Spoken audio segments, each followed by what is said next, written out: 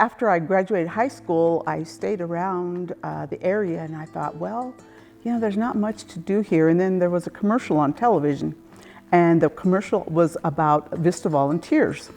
I volunteered and they sent me a ticket to Chicago. Coming from a small community of about 300, going to Chicago, it was scary, but at the same time, I thought I'd died and gone to heaven. The opportunities that they gave us, you know, to explore different programs and to work with different people was just tremendous. And after that, I wanted to be a social worker. I needed a degree to be a social worker, so I went to CU, and this was the 70s. During that time, everybody was doing studying to be a social worker, and that's what I was doing too. At CU, there was an opportunity to go to school to Mexico to study Spanish at the University of Veracruz in Jalapa, Veracruz. My Spanish wasn't the best, and I really did need my Spanish, so I went, and it was just a really good experience again. My junior year, I met my husband, and he did he checked off all my check boxes that I had, and I thought, okay, I can marry him. I probably am a concrete sequential person, I know I am. And so you have to check off the boxes. Get your house, get your car.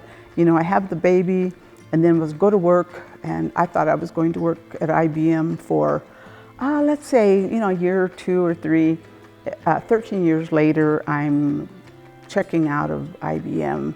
I went to CSU and did their master's work with a program called Project Promise. I found that I loved education, and I started out as a middle school teacher. Then my husband became ill, and we felt the need to move to Sterling. Why Sterling? Because my husband wanted to leave me somewhere where there were relatives.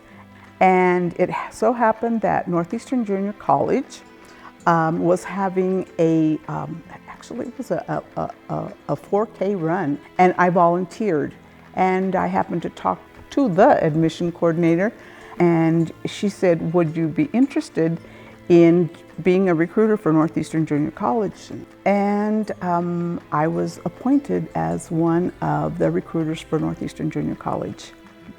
Back to my husband and his illness. It was cancer at the time, and what they did was they gave him a clean bill of health. So we moved back, and instead of moving back to Longmont, we moved back to Greeley because my family is here. One of the organizations that I was involved in was the Hispanic Women of Weld County, and that was the best networking I ever did because they introduced me to the leadership of Greeley, I would say.